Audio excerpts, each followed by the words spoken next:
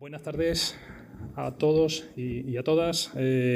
Retomamos nuestro coloquio ya en este tramo final, porque ya de aquí nos dirigimos directamente a la clausura, pero no sin antes dar espacio y palabra a tres grandes investigadores y tres grandes amigos también, y tres grandes especialistas en el mundo de la nobleza y de los lugares que habitaron los nobles. En primer lugar, y no quiero excederme en las presentaciones para no robar ni un minuto de palabra, a don Miguel Gómez Bosmediano, profesor de la Universidad de Castilla-La Mancha en Toledo, aunque todos lo conocemos en los últimos años como profesor de la Carlos III y, sobre todo, jefe de referencia del Archivo Histórico de la Nobleza, antes de la sección Nobleza del Archivo Histórico Nacional, durante muchos años, donde ha estado guiándonos a cuantos nos hemos interesado por el mundo de la nobleza, pues durante prácticamente un cuarto de siglo, ¿no? Casi. Entonces, nos ha guiado a través de la documentación, de los riquísimos fondos del archivo, pero nos ha guiado también, sobre todo, con sus publicaciones, con su faceta de investigador. Y ahí siempre, cuando nos hemos interesado por cualquier tema, siempre hemos tenido, por lo menos yo la he tenido, esa sensación de que Miguel ya había estado ahí. Íbamos siguiendo un poco los pasos, hasta en los ámbitos más recónditos de las actividades de los nobles, de las actividades lícitas, de las ilícitas y de las otras. Siempre Miguel las había explorado antes, ¿no? Ha seguido a esta nobleza de la época moderna, pero no exclusivamente de la época moderna, porque él sabe de dónde viene esa nobleza moderna y sabe también hacia dónde va, pues la ha seguido casi a hurtadillas en cualquiera de sus manifestaciones vitales. Si hablábamos de coleccionismo, pues ya lo ha visitado. Si hablábamos de fieras, de leones, que estos días hemos hablado de leones, también él nos habla de los nobles y sus animales, desde la caza del oso hasta las abejas y la actividad de apicultura que podían tener, ¿no? Entonces, es esa sensación bueno, sobre todo en el caso de Miguel Gómez Bosmediano, de amistad, de cercanía y de acompañamiento en el estudio de estos fondos nobiliarios. Yo quiero darle muchísimo las gracias porque nos conocemos hace mucho tiempo. He disfrutado mucho con todas sus publicaciones tan amplísimas, tan extensas en número y, sobre todo, tan destiladas y profundas. Quiero darle las gracias por abordar aquí, en fin, vivir como un señor hasta que se puede, porque cuando la casa se cae o se incendia, pues lo de la vida se hace más complicado. Pero también queríamos explorar ese ámbito del desastre o de la calamidad, y cuando se trata de retos como estos, pues nadie mejor que Miguel Gómez Bosmediano para afrontarlo. Muchas gracias. Gracias, Juan Luis, por esta cariñosa presentación. Bien, hoy me he vestido aquí como si fuera la procesión del Corpus en Toledo, recién duchado, con una camisa medio limpia, con una corbata, etcétera, etcétera, porque, bueno, para mí realmente me hace mucha ilusión. Por volver a ver amigos nuevos y viejos, en el mejor sentido de la palabra, y también por dar aquí una charla en un sitio tan emblemático como este, y además con unas instalaciones y con una gente, porque realmente el alma de las instituciones no es muchas veces en el continuo ni el continente, sino el alma de las instituciones somos la gente que hemos servido o nos hemos implicado, digamos, en la gestión de instituciones tan espléndidas como la que nos hallamos. Bien, claro, hemos estado viendo la grandeur, digamos, de la nobleza en todas estas jornadas. Ahora a mí me toca ser el aguafiestas. Cuando antes han hablado de las fiestuques que hacían, claro, las fiestas, ¿en qué terminan? La mayoría en incendios. Ya les digo. Bien, vamos a comenzar con un anuncio de la prensa del 1795. En la Gaceta del Viernes X se anunció que don Pedro García Elías, vecino de esta corte, tiene privilegio exclusivo para la venta de unos polvos eficacísimos para apagar toda clase de incendios. al precio de 62 reales la arroba.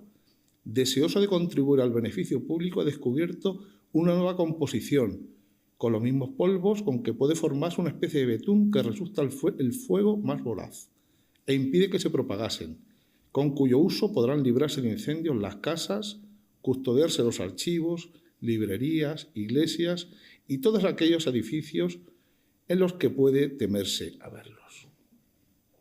Bien, durante centurias, castillos, las torres, las fortalezas han sufrido mil y una vicisitudes, compraventas, enajenaciones, mejoras, ampliaciones, ornatos, pero también fueron víctimas de mil y un infortunios, provocados por guerras, represalias, asedios, derribos judiciales, deterioros y un montón, digamos, de acontecimientos en bastantes ocasiones bastante negativos. Y cuando no, pues han acabado con los palacios o los castillos, la simple desidia, la especulación inmobiliaria, los planes urbanísticos, las graveras, las cementeras, que se han comido muchos de los castillos que tanta importancia tuvieron durante tantísimo tiempo. Aparte, digamos, de las habituales desperfectos de cualquier gran edificio que se mantiene o se malmantiene durante mucho tiempo. Bien, pues echando un vistazo a ver qué imágenes podía aportar, y algunas tengo, sobre estos acontecimientos, lo primero que me encontré fue en la popular Wikipedia, que bueno, tan denostada y con razón por muchos de nosotros, que tiene ni más ni menos que una categoría de palacios destruidos de Madrid, ¿vale?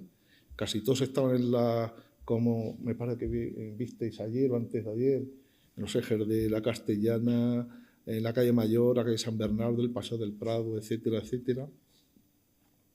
Hay que tener en cuenta pues, la importancia, digamos, de Madrid en todo el esquema cortesano.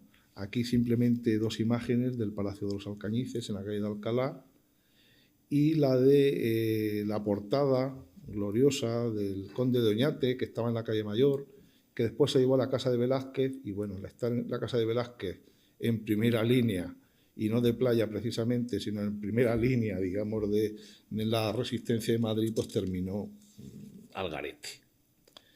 Bien, el esquema de lo que les voy a contar a ritmo de TikTok, porque quiero tocar muchos palillos, pero claro, aquí no hay tiempo, pero bueno, ya me he despachado bien en lo escrito, ¿vale? Las fuentes de desasosiego, ¿dónde se puede documentar este tipo de circunstancias? Después voy a hablar muy brevemente dos líneas de tipo general y después me centraré en lo que pueda en un caso concreto: castillos asaltados y palacios derruidos, robos y quebrantos patrimoniales, colapsos de edificios, desperfectos y derrumbes por terremotos y, por último, los incendios, ¿vale?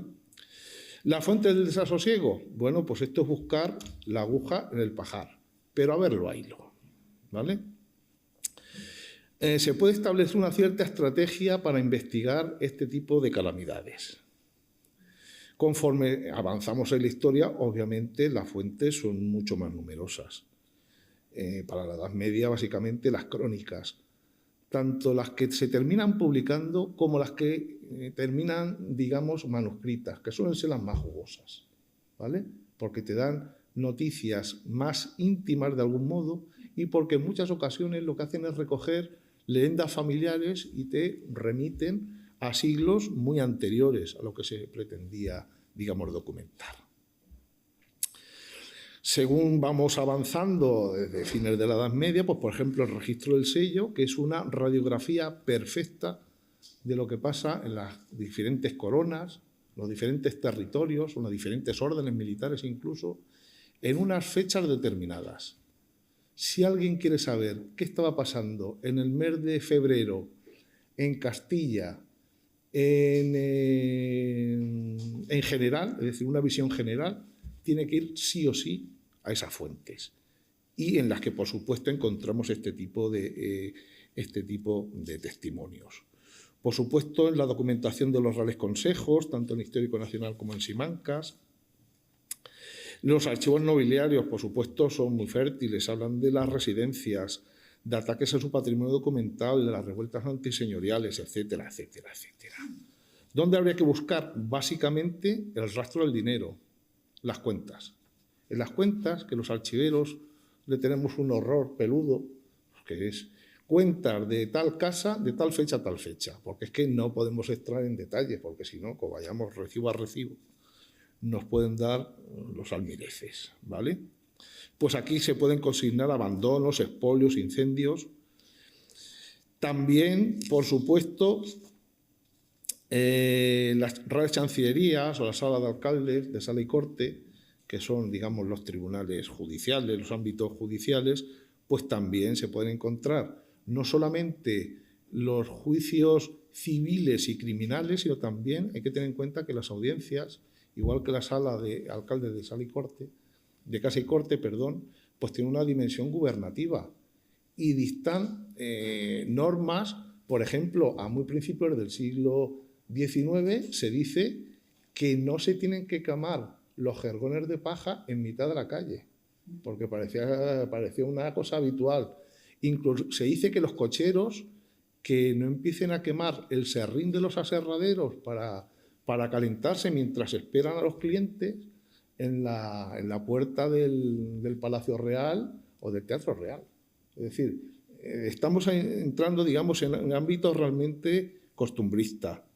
Y, por supuesto, aunque sigue siendo buscar la aguja en el pajar, la correspondencia. Cuando la correspondencia, por ejemplo, es correspondencia de Estado, de embajadores, de espías, pues es absolutamente, llama muchísimo la atención la forma tan detallada que te dice cómo se ha incendiado tal palacio en Bruselas o en Viena o en Gibraltar, ¿vale? También las fuentes secundarias. Aquí traigo dos cosas muy absolutamente diferentes, ¿vale? Uno de los emblemas de Covarrubias dice ni cerca ni lejos y utiliza el doble, digamos, mensaje por un lado de la chimenea con el fuego y por otro lado de la mujer.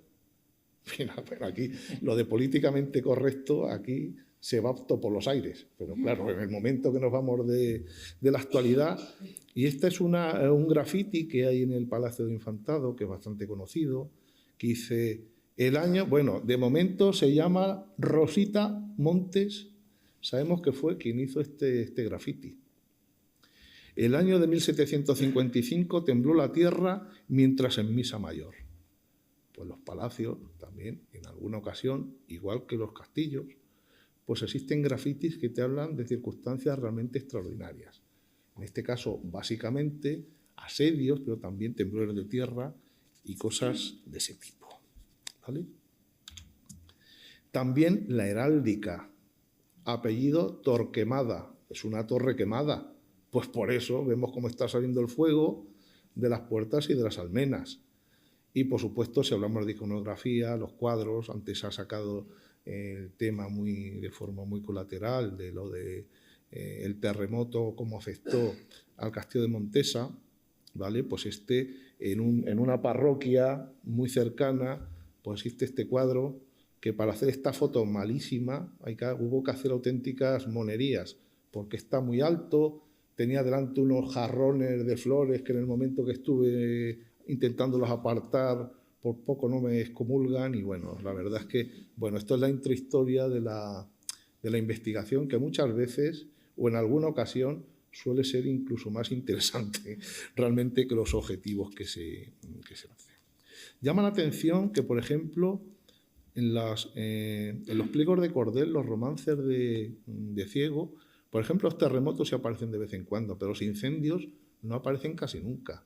¿Por qué? Porque ahí lo que les interesaba no es tanto, digamos, cómo termina la catástrofe, sino ahondar en prodigios y en algunas circunstancias fuera de lo normal. Y los incendios, como ya veremos, son demasiado frecuentes, ¿vale? En estos espacios. Castillos asaltados. Bueno, este es mi preferido de castillo asaltado, ¿vale? El castillo de Barciense, en Toledo, que dicen, no lo he comprobado, desde luego, que tiene el escudo heráldico más grande de Europa. Pero es que lo bonito es que esto se hace precisamente para darle los hocicos a sus enemigos que están a 7 kilómetros. ¿Vale? Estos son los Silva, el león rampante de los Silva, contra los Ayala, que son 2 lobos en palo, que eran, digamos, los enemigos seculares. Y se están mirando, digamos, unos a otros, se están observando unos a otros. Es un castillo que está hecho polvo, entre otras cosas porque es que puedes meter el coche dentro del castillo si quieres. Entonces está tan accesible que está hecho una pena, ¿vale? Pero bueno, durante las comunidades, que es el último periodo donde los castillos sirvieron o no sirvieron para la finalidad, digamos, que se le quiso dar en un momento dado, pues fueron fundamentales. Son muy conocidos las tomadas de Torrelobatón. Ya les digo que cualquier castillo en época de los comuneros, que cualquier asedio que no tuviera detrás una artillería, estaba condenado a fracaso, ¿vale?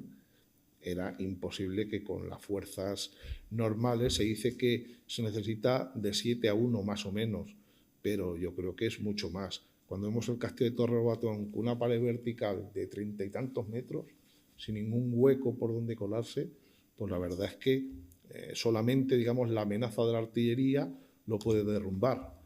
Les traigo aquí un caso bastante conocido a medias, el de la casa de Padilla. Está la plaza de Padilla a su izquierda, y este es existe una pequeña muestra heráldica todavía de la casa de Padilla dentro de la Catedral de Toledo. La Catedral de Toledo, que está conquistada, entre muchas comillas, por el emperador.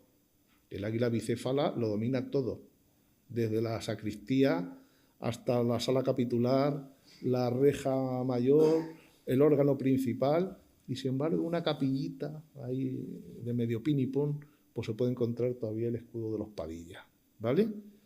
Pues de todos es conocido que se manda a arrasar la casa y echar sal.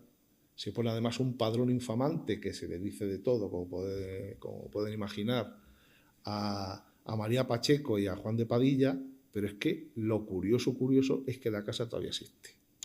¿Y dónde está? Pues en el palacio destruido e incendiado de su enemigo, ¿vale? En Villaseca de la Sagra. Lo ha comprado recientemente el ayuntamiento y lo está endoncellando el edificio de acorde. Lo curioso es que tiene todas las materias nobles son de la casa de Padilla. Aquí se puede apreciar, o espero que se pueda apreciar, por ejemplo, no me acuerdo ahora mismo cómo se llama la pieza esta que está encima del capitel. Pues se ve cómo existen los escudos, unos escudos que se han tomado la paciencia de lijarlos, ¿vale? Bien, robos y quebrantos patrimoniales. Claro, como estamos en el Museo Arqueológico, digo, tengo que buscar algo de arqueología. Pues el Castillo de Montemayor está un caso, digamos, arquetípico. Buena parte tanto de la piedra como de los elementos constructivos se tomaron de una ciudad romana al lado, Huila, ¿vale? Y es curioso porque mientras están investigando en el 1614 pues las manipulaciones que había en el archivo, hay falsificaciones de testamentos medievales, se dice que el alcaide echa la lumbre cuando quiere los papeles y los pergaminos, se dice que dejan unas monjas que para arreglar el pescado se pongan los pergaminos como mandiles. Bueno, un disparate. Los papeles del archivo circulan entre los regatones y los especieros para despachar los alimentos. Pues entre toda esta historieta pues sale una cosa muy curiosa. Como están intentando ver la genealogía de la familia, pues había una leyenda familiar que decía que muchas de las inscripciones romanas que había aludían a los antepasados míticos, muchas veces, de esta familia. Y mirad lo que el alcalde mayor de Alcaudete dice porque, digamos, la epigrafía romana que hay, dice, fue cosa imaginaria y sin fundamento. Y las columnas del castillo, en las cuales no habla otra cosa tocante a la casa, sino cosas de los romanos. de cuyo tiempo ella tradición que las columnas estaban puestas y que los letreros, esto es lo que realmente hay para tirarse de los pelos, y que los letreros de dichas columnas los mandó picar la condesa doña Leonor Pacheco, abuela del conde don Francisco y mujer de don Martín de Córdoba, primer conde del Caudete, por un consejo de un religioso de la Compañía de Jesús, que le dijo que no era justo que una señora tan santa como ella tuviese en su casa escritos letreros de gentiles y cosas profanas. Bueno, pues buena parte de la epigrafía romana que estaba encajada en el patio y en el castillo de Montemayor se fue al garete pues, por los prejuicios, en este caso de un jesuita, ¿vale? Colapsos de edificios, en este no voy a entrar mucho en faena, aunque en lo que he escrito sí que lo describo pormenorizadamente. En el 1523 se cae un palacete que tenían en un pueblo de Toledo el conde de Cifuentes, ¿vale? Y hay una descripción de todas las alhajas y el ajuar doméstico que se queda por el camino. Esta es la reconstrucción de este palacete ya bastante después, como 100 años después, pero bueno, es un poco la justificación del alcaide de por qué ha dejado caer el edificio. Y bueno, dice que la incuria de los tiempos, siempre lo de la incuria de los tiempos, eso es un recurrente. Igual que mucho tiempo después, siempre se le achaca a la francesada, pues todo lo malo que pasa. O si vamos un poquito después, a los carlistas y así sucesivamente. El caso es que corriera el aire, digamos, de las responsabilidades. Vamos avanzando y vamos con los terremotos. Vale. He logrado identificar hasta 32 fortalezas dañadas por el terremoto de Lisboa, ¿vale? Esto que así aparentemente es un trabajo de chinos, bueno, pues es que lo cierto es que existe un expediente general en consejos, que es tremebundo, y en el que se va describiendo, digamos, los informes que se habían recabado de todos los desperfectos. Una buena parte está publicado. Yo solo he añadido como 8 o 10 entradas, digamos, a este. Y bueno, básicamente es en la zona, como estamos viendo aquí, digamos, el área de expansión sísmica, digamos, sobre todo fue en el Algarve, en la zona de Huelva, y después como se introduce en el Reino de Granada, en Jaén, etcétera, etcétera, etcétera. Pero es que también tenemos documentado, por ejemplo, en Valencia, ¿vale? Como ahora vamos a ver ya mismo. Anteriormente al terremoto de Lisboa hay un par de terremotos importantes para la zona de Castillos, que fue en noviembre del 1518, que tuvo como epicentro las Alpujarras de Almería, y después en el 1522, un poco antes y un poco después de las comunidades, parece como el previo y el después de la catástrofe general, pues también hay desperfectos enormes, desde la Alhambra hasta la propia ciudad de Almería, etcétera, etcétera, etcétera. Es lo acontecido en Lisboa el 1 de noviembre del 1755, digamos, el que fue más letal. Lo primero en la zona de costa, lo primero es lo que es el terremoto, el movimiento sísmico, después por el maremoto, pero después por el incendio. Hay que tener en cuenta que, por ejemplo, Lisboa termina arrasada no tanto por uno ni por otro, sino por el fuego. Los tipos de la forma en que se alumbraba, pues obviamente pues era lo más habitual que si pasara cualquier calamidad, pues siendo los materiales constructivos, tanto los muebles, los cortinajes, las alfombras, los manteles, pues siendo elementos fácilmente combustibles, pues podía ser terrible. Aquí les traigo el castillo de Ayora, en Valencia, que sufrió básicamente el terremoto del 1748, que como pueden ver se cayó toda esta parte de esta torre circular, ¿vale? Un castillo que tenía Esta es la zona de huerta, jardín, pero tiene una parte de jardín realmente renacentista precioso. Y tenemos unos planos realmente preciosos, ¿vale? Además, la descripción que pormenorizado de los desperfectos de este castillo te da buena cuenta, por un lado, lo que había, pero también que había una cierta intención de repararlo. En realidad nunca se reparó, entre otras cosas porque en el 1709, creo que fue, las tropas borbónicas, para castigar a una ciudad, una universidad, la Universidad de Ayora, que fue pro-ostracista, pues había dejado el castillo para los leones, literalmente. ¿Vale? Si nos vamos a los incendios, es que claro, yo no sé cómo queda nada. El que está más documentado,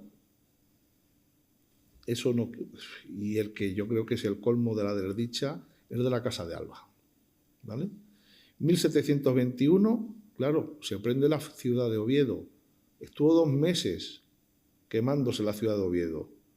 Pues los documentos de la Casa de Miranda, que estaban en Oviedo, pues ahí murió.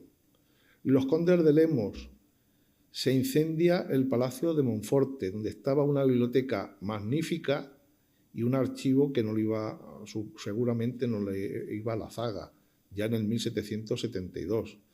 En el 1706 ocupan los portugueses, el ejército portugués, el Palacio de Alba de Tormes, en Salamanca. Si nos vamos casi un siglo después, 1795, un mayordomo le prende fuego al Palacio de Buenavista, el que ahora está enfrente de las Cibeles, ¿vale? Es el lugar de culto de los madridistas. Bueno, algo tenemos que tener, ¿vale? Vale, pues un mayordomo le prende fuego. Pero es que al año siguiente, allí ardió hasta, vamos, empezó con un cortinaje y termina más de la mitad del Palacio de Buenavista, pasto de las llamas. Los franceses también dejaron, cómo no, entre el 1809 y el 1812, primero los franceses, después los guerrilleros, después los franceses, pues terminan arrasando con lo que había en el Palacio de Alba de Tormes. Solamente se salva, como no de forma milagrosa, la reliquia de Santa Teresa, ¿vale? El famoso brazo de Santa Teresa, pues es una de las cosas que se salvaron. 1831, incendio en el Palacio de Liria, que también estuvo 2 días quemándose, sobre todo la zona de la biblioteca y del archivo. 10 años después, otra vez en el Palacio de Liria, y ya el remate del tomate, 36, donde los primeros bombardeos de la aviación alemana a Madrid, pues, por desgracia, pues afecta al Palacio del Infantado. Toda la documentación administrativa, es decir, el 90% del archivo se quedó en el camino, ¿vale? Por suerte, el duque había reservado no sé cuántas cajas de latón y de hierro y había metido la documentación que él entendía, digamos, más simbólica y más importante de la casa, y eso fue lo que se salvó. ¿Por qué todavía siguen teniendo un archivo no demasiado bueno, pero un archivo todavía de interés? Muy fácil. Por un lado, porque todavía mantenían un sistema de archivos periféricos, por ejemplo, en Galicia, ¿vale? Y, sobre todo, porque recién terminada la Guerra Civil, tuvieron una política de comprar archivos de casas que en algún momento le habían pertenecido, ¿vale? A los condes de Igares, por ejemplo, se compraron al conde de Cedillo, y así compraron 5 o 6 fondos. Entonces, bueno, de algún modo tuvieron conciencia que había que rescatar la memoria colectiva de la casa. El fuego que más pormenorizadamente he documentado es el del Palacio de Monleón o Monleone, ¿vale? Que estaba en la Plaza de 2 de Mayo y, bueno, una manzana muy grande. Lo que les pongo a la izquierda es para que visualmente, eso es cuando se quemó el Ministerio de Guerra casi un siglo después. y salió en la prensa. Pero es que también en esta circunstancia, a ver, estamos hablando 1723, ¿vale? Cuando Luis I sube al trono. Entonces los reyes, que ahora llamaríamos eméritos, se mudan al palacio de los duques de Osuna en Leganitos. Y los duques de Osuna se van a este palacio, que era un palacio italiano, con unos jardines italianos preciosos, con unas portadas de churriguera y con una escalera imperial que debían de ser la bomba por las descripciones que hay, ¿vale? Y se quema.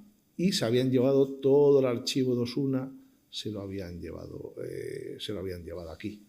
Y hay testimonios desde que cogen en brazos a la duquesa de Osuna para liberarla de las llamas, y también una merma documental importante, porque se dice que tiraron los legajos desde los balcones. Entonces, para que vieran un poco cómo podría ser en su momento todo este tipo de historia, pues estamos aquí, ¿vale? Claro, no era lo mismo que se quemara una parte de la cocina que se quemara, como pasó con la Casa del Infantado en el 1702, la armería. Es curioso porque hay como 50 cartas de toda la nobleza diciendo que qué mal que la armería, que era un poco el alma, digamos, guerrera de la casa, se hubiera quemado, ¿vale?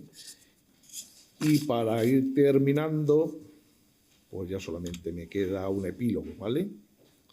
Hemos hecho un repaso por un rosario de calamidades naturales, accidentes no tan naturales, iniquidades que han afectado al patrimonio, a las colecciones de arte, a los edificios, a los archivos. Parece un milagro que algo haya vivido a tiempos pretéritos.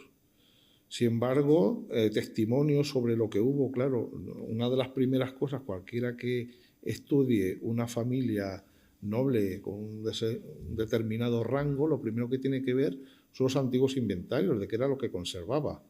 Aunque en esos inventarios no se recoge ni mucho menos todo lo que había, pues sí se recoge, digamos, lo que se consideraba medular para la casa, ¿vale? Con este objetivo le hemos dedicado los últimos 30 años y espero que sirva un poco de germen para estudios posteriores. Yo aquí dejo marcados algunas líneas de investigación y ya dejo a gente con savia nueva para que siga, digamos, por esta senda. Y con esto y un bizcocho, hasta mañana a las 8.